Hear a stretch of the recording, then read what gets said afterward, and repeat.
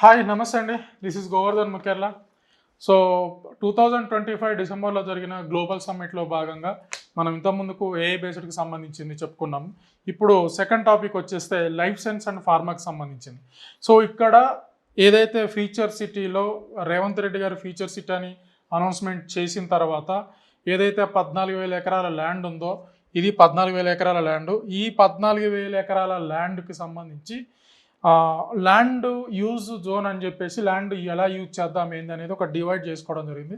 దాంట్లో భాగంగా electronics and general user జోన్కు సంబంధించి సుమారు 34% డివైడ్ చేసుకుంటే ఇప్పుడు దానికి తర్వాత నెక్స్ట్ లైఫ్ సైన్స్ హబ్కు సంబంధించింది. ఇది లైఫ్ సైన్స్ హబ్కు సంబంధించింది. సో దీనికి బేస్ చేసుకొని వచ్చిన ఇన్వెస్ట్మెంట్లు ఏంటి ఈ గ్లోబల్ సమ్మిట్లో, ఈ వచ్చిన ఇన్వెస్ట్మెంట్లు ఎన్ని సంవత్సరాలల్లో రియాలిటీలోకి వస్తాయి, ఎంత ఇన్వెస్ట్మెంట్ చేశారు, నిజంగానే రావడానికి ఛాన్స్ ఉందా, అసలు ఏం జరుగుతుంది అనేది మీకు ఒకసారి చెప్పే ప్రయత్నం చేస్తాను. ఫస్ట్ కంపెనీస్ చూద్దాము.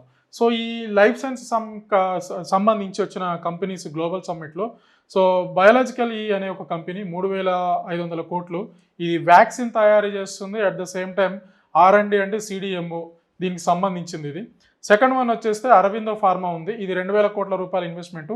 Biosimilars and injectable and complex generics విభాగాలలో ఇది విస్తీర్ణం చేయబోతుంది అనమాట. ఇది థర్డ్ వన్ వచ్చేస్తే హెటీరో డ్రగ్స్కి సంబంధించి హెటీరో గ్రూప్కి సంబంధించింది. ఈ హెటీరో గ్రూపు 1,800 crores పెట్టింది. ఇది కూడా ఫార్మా ఫార్ములేషన్కి సంబంధించిన యూనిట్ పెడుతుంది. ఇది ఆల్రెడీ ఎంప్లాయీస్ ఎంతమందిని తీసుకుంటానో కూడా ఇది అనౌన్స్మెంట్ చేయడం జరిగింది. 9,000 మందికి ఎంప్లాయ్మెంట్ ఇవ్వడానికి హెటీరో గ్రూప్ అనేది సిద్ధంగా ఉంది. ఫోర్త్ వన్ వచ్చేస్తే గ్రాన్యువల్ ఇండియా కంపెనీ. ఇది 1,200 కోట్ల రూపాయలు ఇన్వెస్ట్మెంట్ పెట్టింది. సో ఇది వచ్చేస్తే ఆంకాలజీ డిపార్ట్మెంట్కి సంబంధించిన R&D చేయడం జరుగుతుంది. ఆంకాలజీ అంటే క్యాన్సర్కి సంబంధించినవి. ఫిఫ్త్ వన్ వచ్చేస్తే భారత్ బయోటెక్. ఈ భారత్ బయోటెక్ వాళ్ళు కూడా 1,000 crores పెట్టడం జరిగింది. వీళ్ళు కూడా రీసెర్చ్ అండ్ R&D తీసుకురావడం జరుగుతుంది.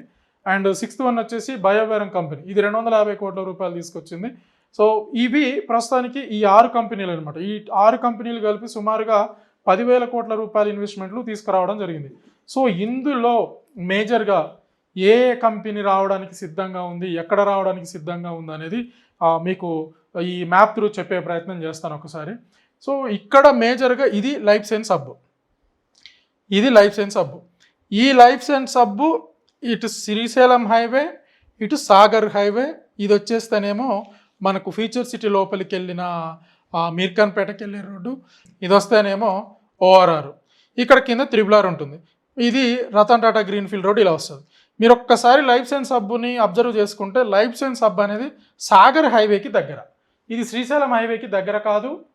ఇక్కడ వచ్చేస్తే ఏదైతే మీర్ఖాన్పేట రోడ్డు ఉందో ఈ రోడ్డుకు దగ్గర కాదు. లైఫ్ సైన్స్ హబ్ అనేది క్లియర్ కట్గా సాగర్ హైవేకి దగ్గర. ఈ సాగర్ హైవేలలో ఈ నక్కర్త, మేడిపల్లి, ఇటు వస్తే తక్కలపల్లి ఈ ఏరియాకు చాలా దగ్గరగా ఉంటుంది. సో ఇక్కడ మనకు లైఫ్ సైన్స్ కంపెనీస్ రాబోతున్నాయి. ఇందులో ఇప్పుడు నేను చెప్పిన 6 కంపెనీలు ఏవైతే ఉన్నాయో 6 కంపెనీలలో ఒక భారత్ బయోటెక్ ఒకటి మాత్రం 50-50 ఛాన్స్ ఉంది. సో ఇక్కడికి రావడానికి 50% ఛాన్స్ ఉంది. కాకపోతే ఈ భారత్ బయోటెక్ వాళ్ళది ఏంటంటే ఆల్రెడీ జీనోమ్ వ్యాలీ అని చెప్పేసి అని మనకు తెలుసు. ఆ జీనోమ్ వ్యాలీలో వాళ్ళది మంచి పెద్ద ప్లేస్లో వాళ్ళు ఉన్నారు. కాబట్టి వాళ్ళు 50% ఇక్కడికి రావడానికి సుముఖంగా ఉన్నారు, ఇంకా 50% అక్కడికి వెళ్ళిపోయే సుముఖంగా ఉన్నారు. మనకున్న ఇన్ఫర్మేషన్ ప్రకారం అయితే వాళ్ళు ఇన్వెస్ట్మెంట్ని డివైడ్ చేస్తున్నారని అయితే తెలుస్తుంది.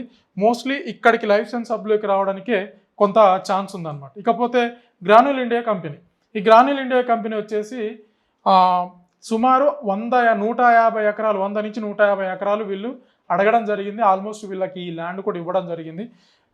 వీళ్ళు క్లియర్ కట్గా ఇక్కడ లైఫ్ సైన్స్ హబ్లో వీళ్ళు వర్క్ స్టార్ట్ చేయబోతున్నారు. ఇకపోతే హెటీరో గ్రూప్ కూడా వీళ్ళు ఇక్కడ నక్కర్త మేడిపల్లి ప్లేస్లో తీసుకురావడానికి సిద్ధంగా ఉన్నారు. బయాలజికల్ ఈ కంపెనీ కూడా వాళ్ళు 50% ఛాన్స్లో ఉన్నారు. సో వీళ్ళు కూడా జీనోమ్ వ్యాలీలో ఆల్రెడీ వీళ్ళకు కంపెనీ ఉంది. సో 50% ఛాన్స్ ఇక్కడ ఉంది. ఇక్కడ మనం క్లియర్గా మాట్లాడుకోదలుచుకుంటే హెటీరో అండ్ గ్రాన్యులా మాత్రం 100% ఇక్కడికి రావడానికి సిద్ధంగా ఉంది. ప్రస్తుతానికి ఈ 2 కంపెనీలు. ఇంకా ఫర్దర్గా ఇంకా మిగతా ఎన్ని కంపెనీస్ వస్తాయి అనేది మళ్ళీ మనకు క్లియర్ ఇన్ఫర్మేషన్ రావాలి. అయితే దీంతోపాటు ఇంకొకటి అరవిందో కంపెనీ కూడా ఉంది. సో అరవిందో కంపెనీ వచ్చేస్తే వీళ్ళు కూడా సిద్ధంగా ఉన్నారు. ఇక్కడికి ఇంజెక్షబుల్ ప్లాంట్ ఇక్కడికి తీసుకురావడానికి అనేది ప్లాన్ చేయబోతున్నారు.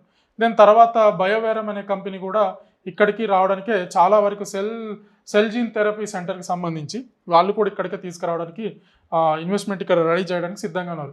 ఇవన్నీ ఎన్ని సంవత్సరాలు పడతాయి మరి లైవ్లోకి రావడానికి అని అంటే సుమారు ఇప్పటి నుంచి 2026 ఈ మార్చి మంత్ ఇప్పటి నుంచి చూసుకుంటే మనకు 2027 అయినా పట్టవచ్చు, 28 అయినా పట్టవచ్చు.